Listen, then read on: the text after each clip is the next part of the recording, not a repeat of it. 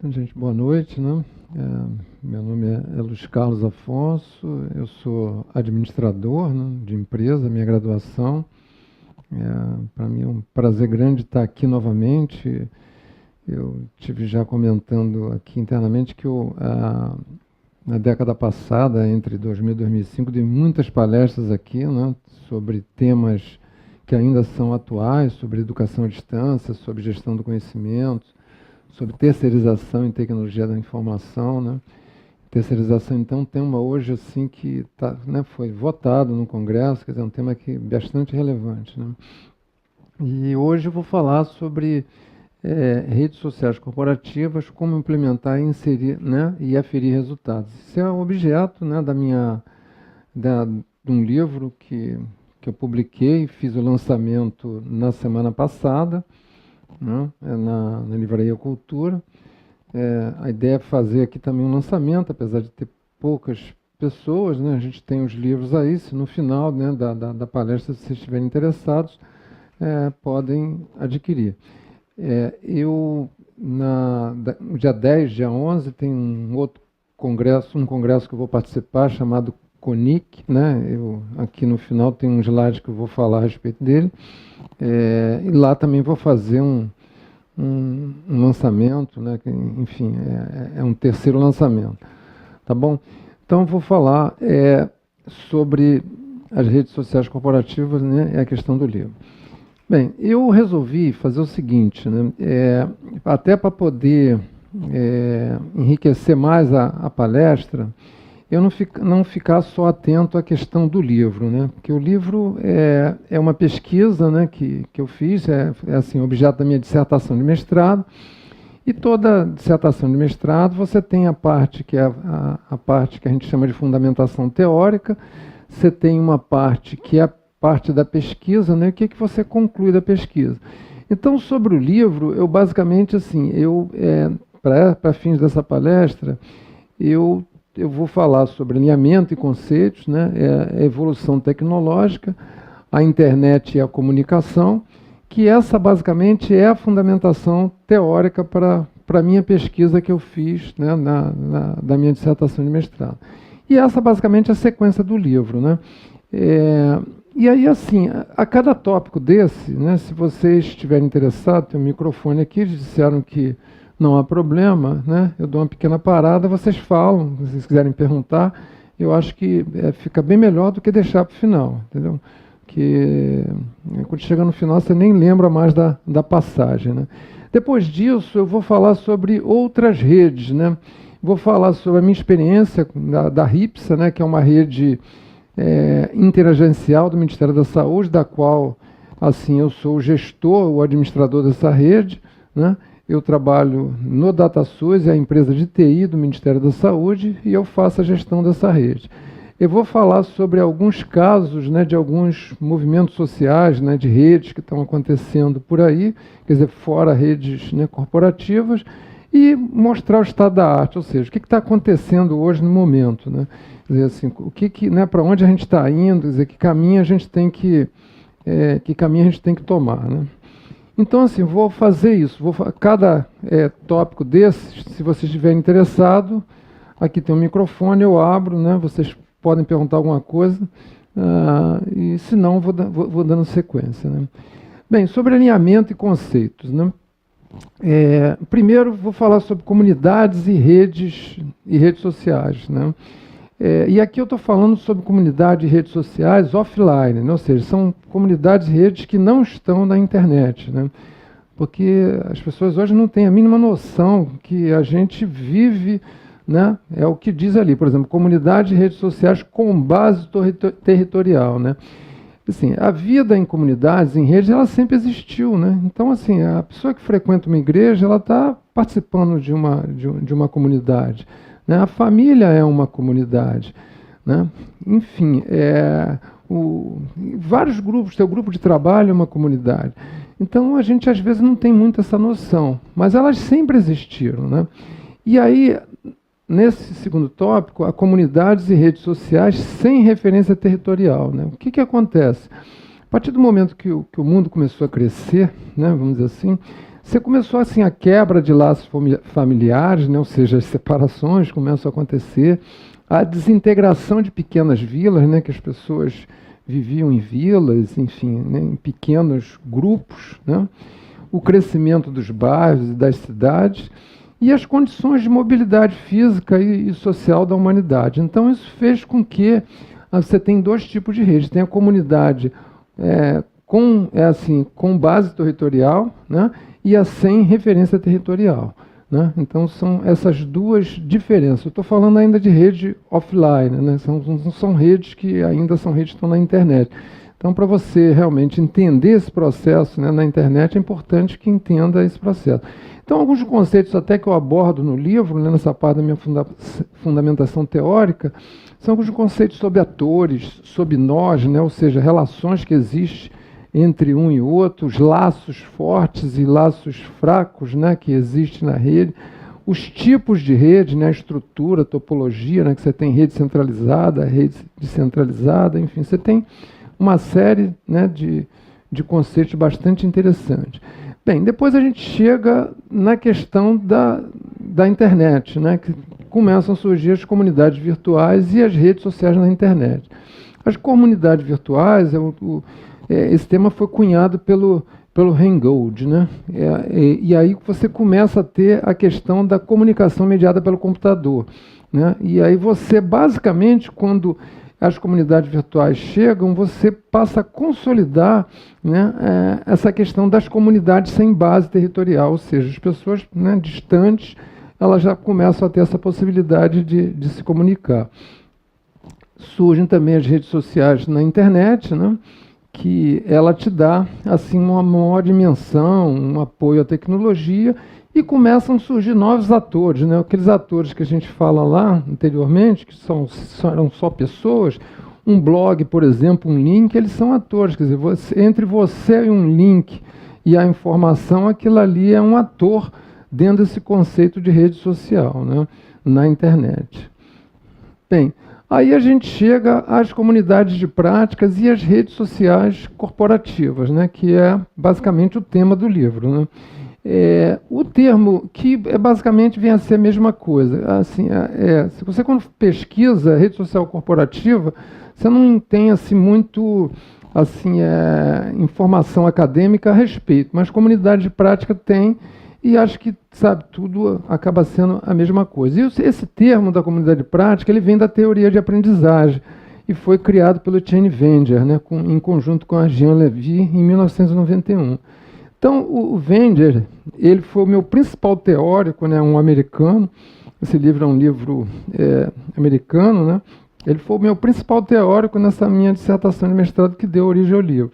Ele diz que assim, as comunidades práticas são um grupo de pessoas que compartilham uma preocupação ou uma paixão por algo que eles fazem e aprendem a fazê-lo, né? Melhor à medida que interagem regularmente. Então dá para você entender, quer dizer, quando você está participando de algum grupo, assim, existe toda uma questão mesmo de preocupação, você não está lá por estar, entendeu? Então esse conceito que ele dá que serve para as redes sociais corporativas. Bem, eu agora passaria para a evolução tecnológica. Alguém quer perguntar alguma coisa a respeito? Está bem tranquilo, né? Está tranquilo, né? Então tá bom, vamos falar sobre a evolução tecnológica. Porque a evolução tecnológica é o que fez com que essas redes fossem tomando corpo até chegar a essas comunidades e essas redes, né, redes sociais corporativas. A gente começou lá em 1970, né, com a questão dos computadores pessoais. A gente teve as fases da internet, a Web 1.0, que de 1960 a 65 ela foi a fase de formação dela, né? A Web 1.0, de 1995 a 2005, ela foi a parte que foi povoada, né? A internet foi basicamente povoada, e a partir de 2002, de 2005, que é a Web 2.0, que está até o momento, né? Onde você teve toda essa possibilidade de interação. Tem um slide mais à frente que eu vou falar a respeito disso. Bem, dentro desse processo da evolução tecnológica, a gente tem a questão das redes externas, né? Quer dizer, a gente está falando, como eu estou falando de uma rede interna, que é a rede social corporativa, tem as redes externas, que elas começaram em determinados momentos ali diferentes, mas todas elas mais ou menos quando a Web 2.0 nasceu, né? Que, por exemplo, o Facebook, né, teve início lá em 2004, e todas elas com objetivos, assim, propósitos, objetivos distintos, né? No caso do Facebook, a questão no momento ali era só a questão de postagem de fotos, etc. Tal. Então hoje você tem aí, né, milhares de redes com objetivos diferentes. Você tem o LinkedIn, que é uma rede voltada para a questão profissional, tem o Instagram, enfim, que voltada para foto. E você tem milhões de redes externas, né, que foram criadas. Eu só dou um exemplo dessa aí para poder mostrar assim, uma das redes que nasceu, que hoje vem a ser a maior. Bem, na minha dissertação eu não falo nessa parte da evolução tecnológica associando a celular e smartphone, mas eu achei importante colocar porque aqui na palestra, né, porque eu acho que o smartphone ele hoje tem sido um diferencial, né, nessa questão nossa vou dizer assim, do uso das redes, né? Porque você passa a fazer uso desse processo através de um aparelho na tua mão, da mobilidade, né? Então, o celular, basicamente, ele surgiu lá em 79, no Japão, na Suécia, nos Estados Unidos em 83, e entre 90 e 2007, os smartphones, assim, os vários tipos de fornecedores, eles começaram a desenvolver, né, vamos dizer assim, os smartphones, né? E aí você tinha assim, vários tipos de evolução, múltiplas funções, inclusive o uso da internet e das próprias redes sociais, né? Então, acho que assim,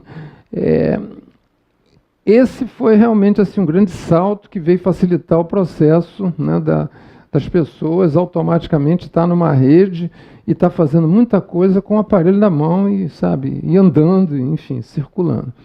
Bem, eu acho que o que complementa um pouco aquele retrato dos slides anteriores, relacionando a questão da internet, né, é assim, quer dizer, que tipo, né, que a internet, que tipo de comunicação podia se fazer com o avanço da internet, né?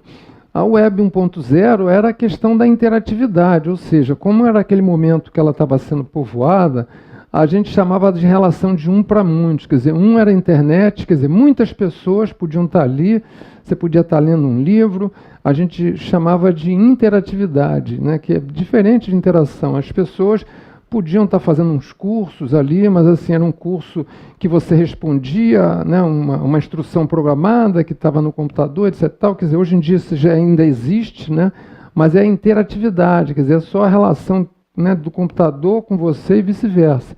Quando chega a Web 2.0, né, lá a partir de 2004, é que você tem os recursos de interação, né, e passa a ter essa possibilidade da construção coletiva do conhecimento, né. Então é quando você tem início, né, dos projetos, né, de inteligência coletiva, as redes, a questão do compartilhamento, né, os recursos de interação e a própria questão do processo de aprendizagem, né, situada que vem lá da Jean Levy. Entendeu? Então é onde você tem muitos cursos à distância, etc. Tal, né, onde as pessoas podem estar fazendo, se interagindo, né, podendo, né, estar se comunicando. Bem, aqui eu termino essa parte também, né, que abrangeu a parte da internet de comunicação, a parte da evolução tecnológica. Alguém quer fazer algum comentário? Ou também pode seguir? Como é que é? Não querem, de repente, deixar para o final?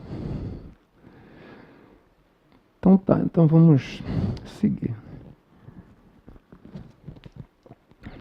A minha pesquisa, que é a pesquisa, né, do livro, né, como eu comentei com vocês, né, que é a pesquisa da dissertação, ela automaticamente você tem que ter uma fundamentação teórica e você tem que fazer uma pesquisa de campo. Eu, para enriquecer a palestra, como tem um tempo pequeno, eu resolvi me ater a 2 slides para falar sobre a pesquisa que eu fiz. Eu acho que ela é objeto de diria assim, de uma outra apresentação, havendo interesse, enfim, você pode montar uma apresentação só associando a questão da pesquisa. Mas em 2 slides eu vou tentar dizer mais ou menos assim, em vias gerais, o que foi feito da pesquisa. O livro tem a pesquisa, né, feita completa, né? eu fiz uma pesquisa em 2 comunidades para poder fazer a comparação, né? Assim, é apto de dizer que no Brasil a questão, vamos dizer assim, de prospecção tecnológica, ela está muito mais na administração pública do que na iniciativa privada. Diferentemente dos Estados Unidos. Nos Estados Unidos você está, por exemplo, no Vale do Silício, há um incentivo grande, né, para as instituições, né, privadas, para que antes as pessoas faziam os seus projetos nas garagens. Hoje em dia não, você vai para o Vale do Silício, você tem todo um apoio para desenvolver, né, a sua tecnologia. Aqui no Brasil a gente continua não tendo, né, muito pouco. Então, essas 2 comunidades que eu pesquisei são comunidades do governo, né? Não é por eu estar no governo, não, né? Quer dizer, ser do governo, trabalhar, né, no DataSUS, que é a empresa de TI do Ministério da Saúde. Mas assim, eu circulo, né, dou palestras em alguns lugares, sei que na iniciativa privada esse processo é muito, muito pobre. O caso da Amadeus, ela é uma comunidade de um software público, né, que eu acho que vocês devem conhecer, o processo do software livre, que eu falo até um pouco no meu livro. Ela é uma comunidade que está hospedada no portal de software público. O portal de software público tem mais de 100 mil usuários, ou seja, são várias comunidades que constroem softwares públicos que são disponibilizados para quem interessar, principalmente para a administração pública. Então, assim, é um processo bem parecido com o processo do software livre. E essa comunidade que eu pesquisei é a comunidade Amadeus. Ela tinha, na ocasião, lá em 2/2/2012, foi quando assim, eu concluí a minha pesquisa, né? Eu defendi essa dissertação em março. Ela tinha 5.494 membros. É claro que você tem que fazer um recorte, né, da pesquisa, tem um número bem menor que responderam realmente o questionário. E você tinha essa outra comunidade, que é o Comitê Técnico de Gestão, Conhecimento e Informação Estratégica, que ele está hospedado no portal de comunidades virtuais do setor público. Ele tinha, na ocasião, 1.200 membros. Eu fazia parte desse comitê, inclusive representava o Ministério da Saúde, né, junto ao governo federal nesse comitê, sobre essas questões de gestão do conhecimento. Então, assim, essas 2 comunidades todas 2 usavam o mesmo software, elas usam o mesmo software, que é o .LRM, que é Learning Resource Networking, né? Porque você tem vários softwares, né, voltados para as redes sociais, né? E esses softwares são muito mais sofisticados do que o software, por exemplo, né, de educação à distância, por exemplo, o Moodle, né? Vocês devem, né, tranquilamente, todo mundo conhece.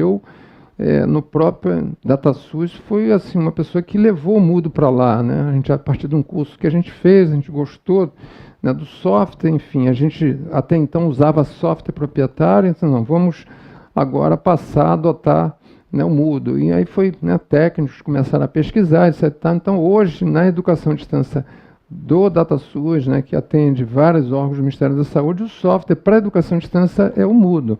Mas os softwares de redes sociais, eles são muito mais sofisticados, ele tem muito mais recursos, né?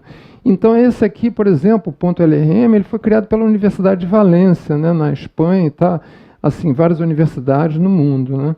E foi adotado pelo governo. Quer dizer, você baixa o software lá, ele é customizado, né, e utiliza.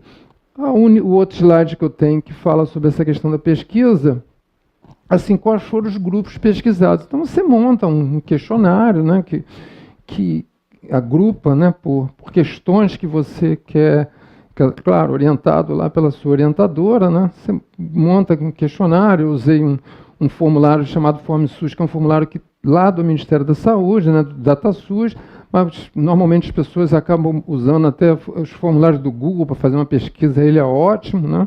E é uma pesquisa que você já tem que ter o resultado, já para você poder tabular e ter o retrato, né?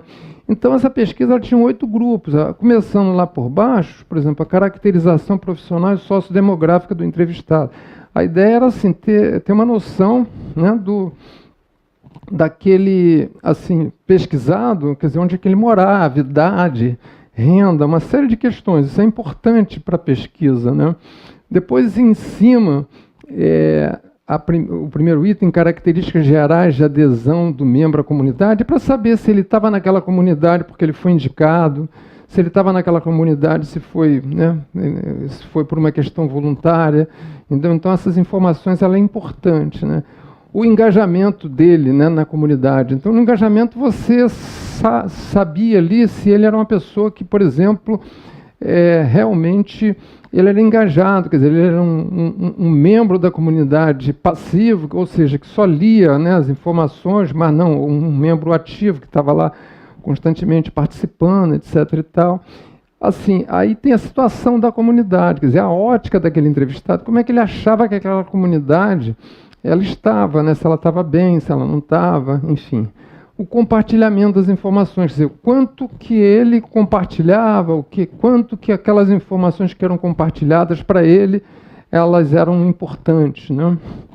A topologia, né, e identificação do grupo nuclear na comunidade. Então, isso é mais um retrato de quem assim, conhece um pouco de redes sociais, para definir que tipo de comunidade é aquela. Se é uma comunidade mais centralizada, se ela é descentralizada, se não é.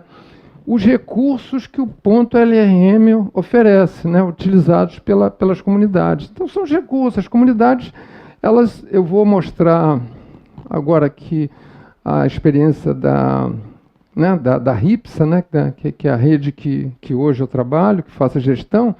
Tem os recursos lá, vocês vão ter um pouco assim, de noção do que eu estou falando. Não vou citar aqui porque são mais ou menos... Os recursos acabam sendo mais ou menos parecidos. A questão da rede é como ela está desenhada.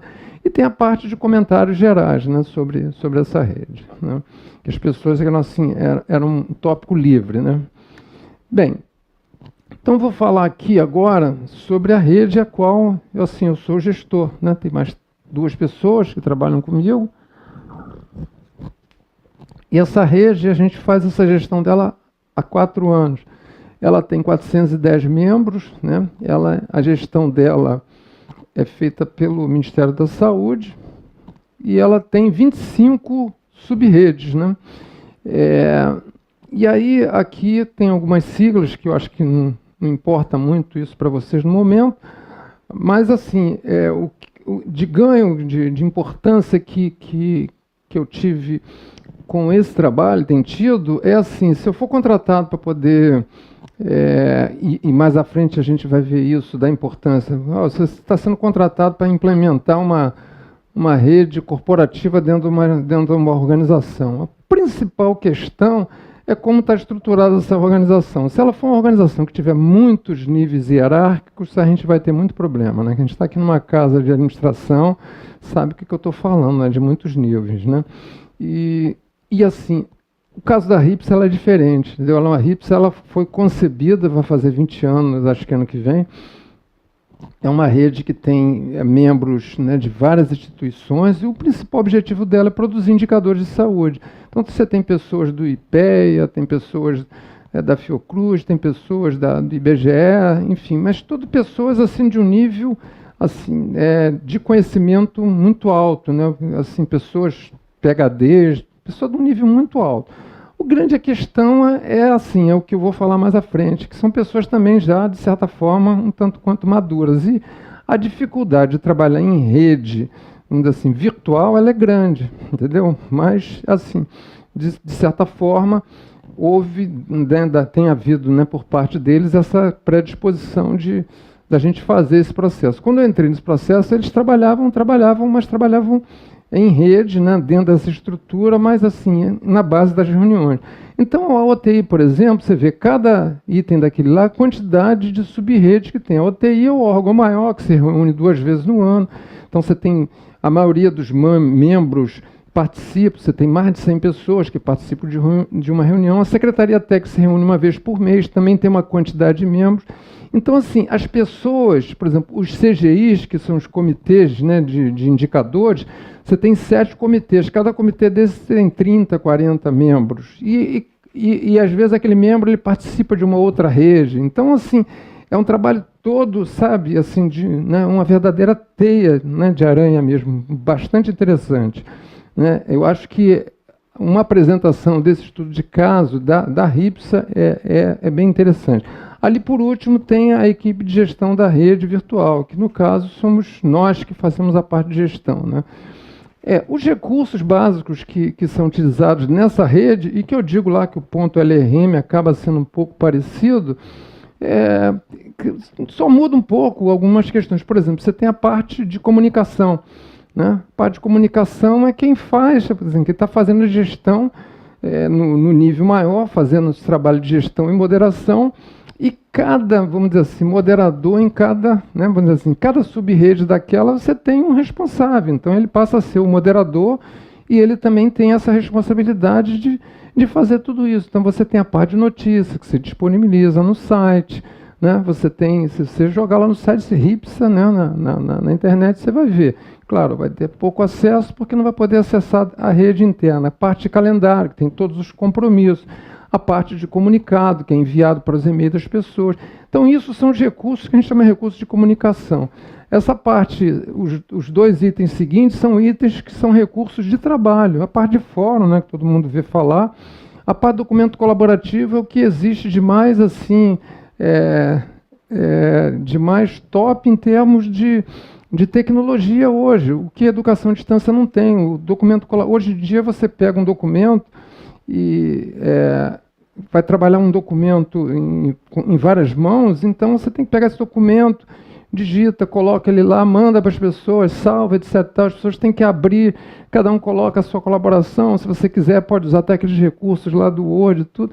Não, esse aqui não, você é um repositório, que o documento está lá, as pessoas vão lá e cada um dá a sua contribuição, e todo mundo sabe quem contribuiu, entendeu? E quem está fazendo a gestão aceita ou não aquilo, entendeu? Então, isso assim, é o que existe de mais moderno em termos de recursos. E algumas redes, no caso da RIPSA, é um software chamado TickWiki, né? Que é um software também, né, americano, né?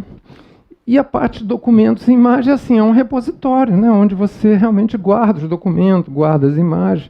Aí você tem a parte de enquete, por exemplo, você vai fazer uma reunião, tem pessoas que têm as suas agendas extremamente ocupadas. Você faz uma pequena enquete, né, um CGI daquele, tem 40 pessoas. Olha, gente, quero fazer reunião dia tal, qual é a proposta? As pessoas vão lá e fazem as suas opções, você sabe. Você tem perguntas sobre a questão da rede, quer dizer, da rede para usar, enfim, perguntas frequentes, que é chamado FAQ, né, que tem tudo quanto é lugar.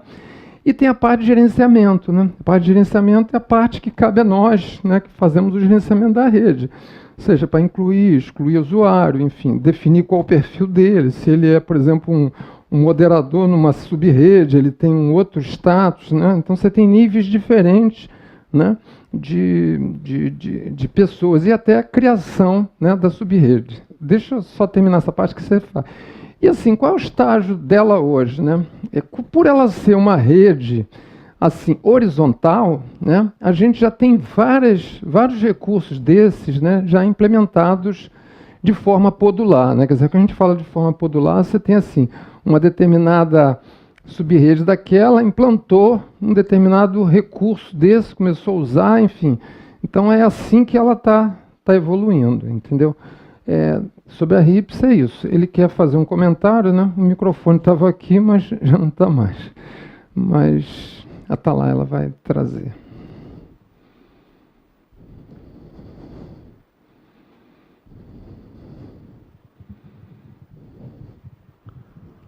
Boa noite.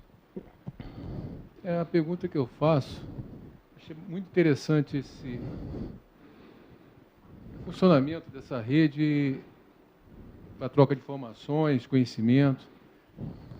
E imaginei que poderia, se é possível, utilizar essa rede na internet, ou pelo computador de casa, residencial, ou mesmo no celular, no smartphone, para facilitar até a troca de informações a qualquer momento, a qualquer hora. Sim, mas essa é uma rede, assim, quando a gente fala de rede corporativa, né, o termo, de certa forma, ele, assim, é corporação, são as redes fechadas, tá? É diferente, né? Você pode entender isso um pouco mais facilmente, por exemplo, estamos lá, né? Está todo mundo no Facebook, né? Eu, quando crio um grupo, esse grupo pode ser aberto ou fechado, né? Então, participo de alguns grupos que são abertos, outros grupos são fechados. Então, aquele grupo ali que é fechado, só aquelas pessoas que quem faz a gestão quer que participe. Então, essas redes são redes fechadas, né? Eu, por exemplo, quando há 4 anos atrás assumi esse projeto, né, ele tinha lá um espaço para as pessoas entrarem e se cadastrarem. Eu mandei fechar. Não existe isso. Tem que fechar, não pode. Quem tem que cadastrar essas pessoas somos nós, são os gestores, os moderadores de cada subrede. Isso não é uma rede aberta, né? Então, o que tinha de spam, as pessoas iam lá, se cadastravam, isso só dava trabalho para a gente, entendeu? Então, isso é uma rede fechada. As redes corporativas, elas são fechadas, elas são para atender aquele objetivo, né? Uma coisa, assim, se você quer ter as informações, né, da rede, da RIPSA, você entra no site, se as informações estão lá. O que pode estar, assim, que o mundo pode ver, está lá. Entendeu? Mas o trabalho interno, na verdade, as redes, o objetivo delas assim, é um espaço de trabalho, né? É um espaço de trabalho fechado onde as pessoas trabalham em rede, né? Ou não, você está fazendo uma reunião presencial, então está fazendo uma reunião, né, através dos fóruns, através o chat a gente até ainda não implementou porque achou que não há essa necessidade, né? Porque quando você pega tanto aquele software que eu fiz a pesquisa, como esse aqui, você tem chat também, né? Mas o chat eu já usei muito educação à distância, você tem assim, tem que ser muito bem trabalhado, né? Porque se você tem mais de 7 pessoas, alguém que está fazendo moderação não dá conta, aquela coisa. Então, assim, é importante às vezes você usar o fórum, porque o fórum é o que a gente chama de síncrono e assíncrono, né? Quer dizer, o chat é síncrono, né? Então, as pessoas estão conversando ali ao mesmo tempo, né? E aí, se tem um grupo muito grande, não funciona, né? Então, tem técnicas para isso. Aí, já o fórum não. O fórum, você pode criar um fórum com 30 pessoas. As pessoas vão lá postando, né? Vou lá mais tarde, vejo, respondo, etc. Tal. Entendeu? Mas, assim, é um tipo da rede fechada. Essas redes corporativas, o próprio nome diz, corporação, assim, ela é fechada.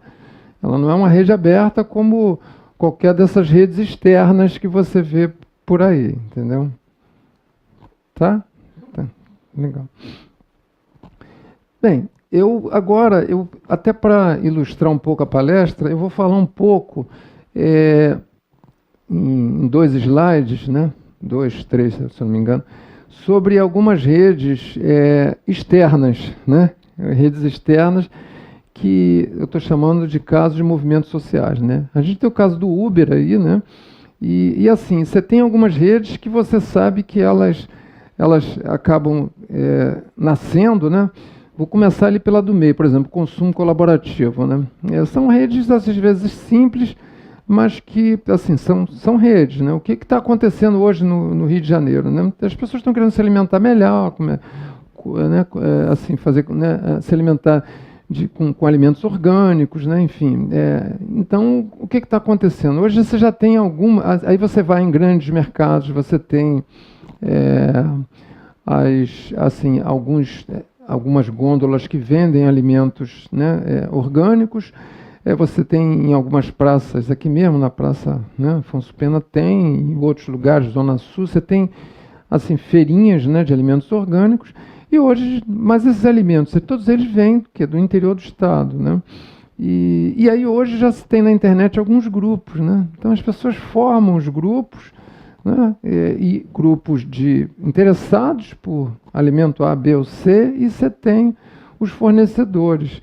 Então isso normalmente assim, é um trabalho bem bacana, coisa assim. Como eu sou fascinado pela história da rede, eu achei que esse é um bom exemplo. Então você tem o interessado e tem quem interessado em quem quer vender. Ele vende automaticamente, né? Ali se formam os pedidos e quando os caras trazem essa remessa, normalmente para casa de uma pessoa, né? Então, aquela pessoa vai se incumbir de distribuir, né? Quer dizer, não existe assim uma estrutura formal, é uma iniciativa da população, das pessoas, né? Então esse é um exemplo. O caso do Uber é a questão, como plantões médicos, é a questão de falta de políticas públicas, né? Eu tenho uma formação, eu tenho 2 formações de especialização, sou administrador público, né? Fiz o CIPAD da Fundação Getúlio Vargas e fiz políticas públicas e governo. Então, assim, Eu tenho embasamento, né, de políticas públicas até para falar do que eu estou falando. O primeiro caso e o terceiro caso são casos de falta de políticas públicas. O caso do Uber, por exemplo, né? A gente, os nossos táxis, né, vamos pegar o exemplo do Rio de Janeiro, assim, assim, somos muito mal servidos, né, de táxis. Os táxis são muito, assim, os táxis bandalha, não tem um controle, aquela coisa toda. Aí surgiu aqui há pouco tempo o Táxi Beat, né, o Easy Taxi, enfim, onde as pessoas chamavam esses táxis e quando você saía do táxi, aí você pontuava o serviço do cara, aquela coisa toda, né? E aí, assim, quando outras pessoas estavam interessadas, elas iam lá e assim, viam a pessoa que estava melhor pontuada, chamava ele, né? Ou então, se ele não estava bem pontuado, você deixava de chamar. Esse processo ele acabou não vingando muito aqui no Rio de Janeiro. Aí chega o Uber, né? Chega o Uber, que é basicamente isso, né? Só que aí, assim, é a grande briga, né? A grande briga que chegamos ao ponto de hoje, assim, está instalado, não tem jeito. Agora já tem até um decreto para ser votado no governo federal. Entendeu? Aqui, por exemplo, no Rio, o nosso prefeito chegou a andar de táxi para poder mostrar que o táxi do Rio funciona. Por quê? Porque tem eleição no que vem, então, né, o que ele vai brigar contra, né? Vai de encontro a questão, né, vamos dizer assim, que está dando certo, né? Então, assim, regulariza. São Paulo já aceitou logo, assim, não, vamos regulamentar, vamos botar em funcionamento. E aqui no Rio, quer dizer, isso é rede, né? Isso é rede. E eles criaram outros tipos de táxi para atender as pessoas, assim, né, que possam pagar menos, enfim, né? Esse é um segundo exemplo. O plantões médicos é assim, algo muito grave, né? Muito grave. Quer dizer, todos nós sabemos que os médicos eles trocam plantões, né? Vendem plantão, né? Mas assim, eu trabalho lá no hospital tal, eu sou médico, ou então trabalho na área médica, enfermeira, etc. Tal, ofereço, principalmente no final de semana, eu ofereço, né, para você que é médico também, para eu cobrir lá o meu plantão, te pago, etc. Tal. Mas eu não conheço você, né? Você está na minha formação, etc. Tal. Tá tudo bem. Hoje em dia existe grupo no Facebook com 19 mil membros cadastrados, né? E que o governo está usando.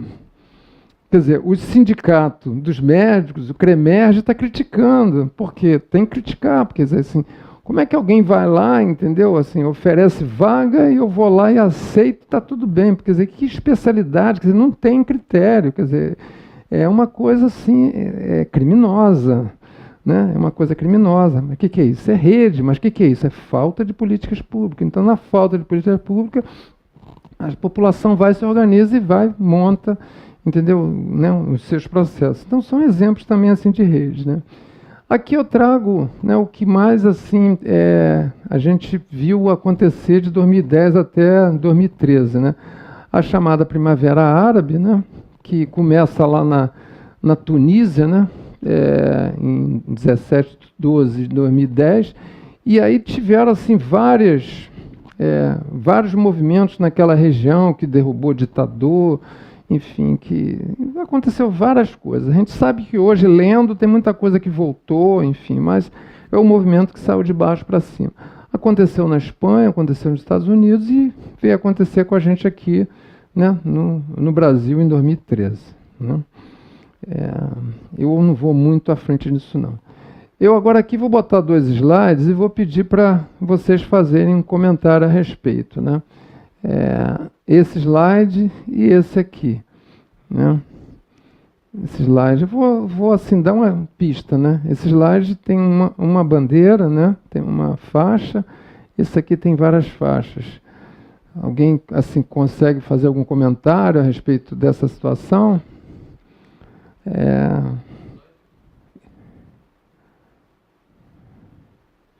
O primeiro slide seria na época dos governos militares, né? Isso. Uhum. O segundo agora é recente, né? Até aí você diria o seguinte, você esquentou, né? Mas assim, eu vou chegar onde que eu quero dizer. que acontece aqui, né?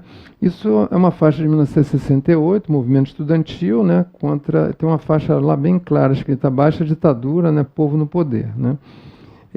Essa outra aqui, você vê a quantidade de faixas, né? Que tem, né? Essa foto, por um acaso, é uma foto de Recife, né? Na época, em 2013, contra a questão da Copa do Mundo, enfim, dos gastos, etc. e tal. O que acontece? Esse é o reflexo da internet de hoje, né? Quer dizer, a internet, quando os movimentos eles se dão horizontalmente pela internet, né? Cada pessoa ali levava uma bandeira fazendo a sua reivindicação, entendeu? Então, diferentemente daqui, cujo objetivo era derrubar a ditadura. Aqui não, aqui cada um indignado com a sua questão, ela levava o seu movimento para, né, assim, a sua angústia para a rua com várias faixas. Entendeu? Então, assim, é o grande perigo dessa rede que está aí atual, entendeu? Então, se você realmente está nesse mundo, né, quer dizer, não existe assim, você vê tanto que, passado 3 anos, o que foi feito, né, no nosso governo? Nada, né, nada. O povo lá no Oriente, muitas situações deram certo, ditadores realmente foram derrubados, outras situações voltaram. Então, por quê? Porque, assim, como tudo na vida, tem um lado favorável e um lado desfavorável, né? Esse caso é o lado desfavorável, quer dizer, assim, você consegue fazer os movimentos, o povo está aí com isso na garganta, a qualquer momento vai para a rua, né? Mas, assim, como é uma coisa feita, né, de forma meio que desorganizada, né? Eu, por exemplo, há um mês atrás, eu participei de um congresso no FRJ, onde, assim, e aí ali é um ambiente de pesquisadores. Então você tinha, eu até falo um pouco sobre isso, mas você tinha grupos que pesquisaram os black blocs, que pesquisaram, e aí você mostra, quer dizer assim, tem sim organização por trás, né? Tem muita gente que está organizada, que está ali sistematizando para tentar realmente mostrar, assim, fazer um trabalho. Mas a população, da maneira geral, elas estão lá assim soltas, fazendo, né, o seu movimento da sua forma, entendeu? Bem, eu aqui agora tem 3 ou 4 slides que eu falo do estado da arte, né? Que, assim, o que está acontecendo hoje, a letra em vermelho ali ficou muito... não está se vendo legal, né? Mas dá para eu ler. Esses 2 próximos slides, né? É o estado da arte, ou seja, o que está acontecendo hoje, né? Vamos dizer assim, como é que você hoje sobrevive em relação a essa questão, né, da internet, das redes, das organizações, né? Ou seja, as empresas elas precisam pensar, né, como elas devem gerenciar o intangível, né? Quer dizer, o que é intangível, né? Quer dizer, o que você não pode pegar, né? Informação, conhecimento, ela é intangível, né? Quer dizer, o conhecimento que as pessoas possuem, que pode ser um poderoso diferencial no mercado, né? Então, eu que já trabalho com gestão do conhecimento desde o início, é o que a gente chama de portal humano. O portal humano é aquelas pessoas que detêm o conhecimento e que automaticamente aquele conhecimento, se ele não é, de certa forma, compartilhado com a instituição, com a organização, entendeu? Ele chega a época dele se aposentar, ele vai embora e leva aquele conhecimento com ele, né? E aqui tem um outro dado que é importante, que várias empresas elas obtiveram maior sucesso nas abordagens sociais, ou seja, através de redes sociais corporativas, elas fizeram mudanças fundamentais na forma de trabalho dos colaboradores. Então, assim, várias empresas que adotaram esse processo, né, das redes sociais corporativas, elas fizeram isso. E eu vou dizer aqui um pouco mais à frente. E aí a gente agora também tem um outro dado, né? Que é, por exemplo, a forma de comunicação ela está mudando. Essa aqui é uma estatística feita de 4 em 4 anos, né, que mostra, por exemplo, né, lá em 2007, que 69% da população mundial usava, né, e-mail, né, e em 2011 já caiu para 64%. Nessa ocasião, as mensagens instantâneas eram 47%. Mensagem instantânea, um SMS, por exemplo, a mensagem instantânea, né? Caiu para 31%. As mensagens em 2007, através das mídias, ou seja, você está dentro de uma mídia, né? Recentemente eu estava lendo por que o Facebook comprou o WhatsApp, por que ele mudou o sistema dele de troca de mensagens, por conta dessa situação, entendeu? Quer dizer, em 2011, 2007, você tinha 56%, as mensagens eram trocadas por mídia social. E em 2011 isso subiu para 82%. Você imagina a pesquisa, né, sendo feita esse ano, né, o final do ano, quer dizer, no início do ano que vem, como é que isso vai avançar? Quer dizer, o e-mail não vai acabar, entendeu? Mas assim, está acabando, né? Entendeu? Quer dizer, por que isso tudo está acontecendo, né? Está acontecendo por conta das gerações e a própria questão do mercado de trabalho, né? Então a geração hoje, né, vou lá no meio, a geração hoje que está entrando no mercado de trabalho é a geração Y, né? Que se ele nasceu em 78, ele está com 34 anos. Se ele nasceu em 90, está com 25 anos. Essas pessoas é que estão entrando no mercado de trabalho. Então essas pessoas é o que a gente está escrito lá embaixo. A geração Y, ela vai procurar trabalhar, né, a vida profissional dela, ela está muito acostumada com o modelo que ela vive, né, na vida pessoal. Então essas pessoas hoje só vivem em rede. Entra para uma organização que não funciona dessa forma, então ela vai ter uma dificuldade muito grande de adaptação. Em contrapartida, a gente tem um conflito, né, lá, né, na primeira geração, entendeu? Do Berdibon, que assim, eu, por exemplo, estou na geração Y, na geração X, né? Essas pessoas já estão se aposentando, entendeu? Então, tudo bem, mas assim, de qualquer forma, essas pessoas estão acostumadas com outra forma de trabalhar. Essa tem sido a minha grande dificuldade de implementar, né, vamos dizer assim, as redes, né? Quer dizer, o uso das redes, né, dentro, né, desse projeto, por exemplo. E isso, assim, é um problema que, assim, existe. Né? Mas, assim, a gente tem que lidar com a geração que está entrando no mercado. Então, assim, a mesma, isso tem a ver, inclusive, com a questão do sistema de ensino. Então, o sistema de ensino está lá com giz, passando, as pessoas estão... Então, você não cria mecanismos, as pessoas trabalharem, usando, entendeu, o que elas fazem no dia a dia, entendeu? Não vai funcionar, entendeu? Não vai funcionar. Bem, as duas referências que eu tenho aqui do Castells, né, que quem tiver interessado em conhecer mais sobre essa questão das redes de indignação, que é sobre a Primavera Árabe, quando ele publicou esse livro, ele tem um pós-fácil que ele fala sobre a rede brasileira, né, quer dizer, a Primavera Brasileira, quando o livro estava para ser publicado, inclusive a foto da capa do livro é uma foto, né, de uma rede aqui da Presidente Vargas, muito bonita, e o Wenger, que foi assim um dos livros, né, que eu pesquisei, né, usei no meu trabalho. Bem, eu estou concluindo, né, eu aqui estou aproveitando para fazer a divulgação do meu livro, né, se vocês estiverem interessados, né, ele pode ser vendido, né, aproveito para falar aqui do Conitec, né, 2015, né, que vai acontecer dia 10 e 11 na UERJ, é um fórum internacional que você tem, eu não sei, não lembro o nome dele, um cara da NASA, assim, que está aí, né, fazendo sucesso no mundo inteiro com palestras. Você tem Mira Leitão, por exemplo, que também vai fazer o lançamento, né, vai ter também o lançamento do livro dela no dia 10, o meu no dia 11, além de fazer parte de uma mesa, ser palestrante nesse evento, eu vou fazer também um lançamento lá, né, do livro. Bem, é isso. Se vocês quiserem contato comigo, eu assim, criei agora recentemente esse site, né, o Arte de Compartilhar. O objetivo dele é basicamente, assim, não tem ainda um objetivo financeiro, o objetivo dele é estar colocando, assim, postando, assim, fazendo posts a respeito de redes e de comunidades, né, de temas em geral, e abrindo para as discussões que as pessoas tiverem interessadas, entendeu? Então é isso, né?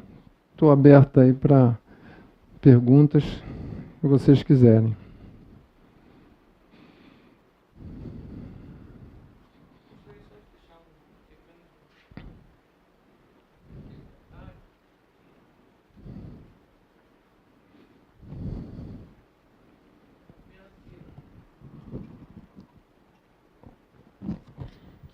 mesmo tempo que nós temos aí uma evolução grande de tecnologia, desenvolvendo cada vez mais mídias, e provavelmente teremos muito mais ainda, mas pelo futuro a médio e longo prazo, inversamente proporcional ao conteúdo dessa informação gerada por essa geração Y, né, realmente fica muito aquém, né?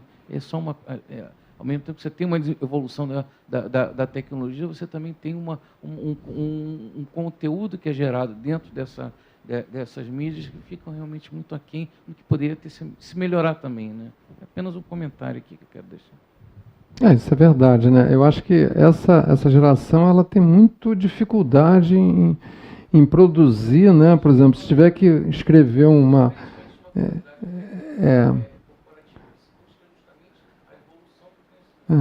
justamente, elas têm uma dificuldade muito grande, né? Porque o conhecimento da internet é um conhecimento todo partilhado, né? Todo fragmentado, e aí a pessoa tem realmente dificuldade, né, em produzir, né? Se tiver que sentar para fazer uma produção, né, nessa linha, assim, é complicado. Então, o que a gente vê hoje por aí é realmente poucos, quer dizer, acho que poucas pessoas têm essa condição, até porque é pelo mundo que vive, né? O mundo não tá favorecendo esse tipo de questão, né?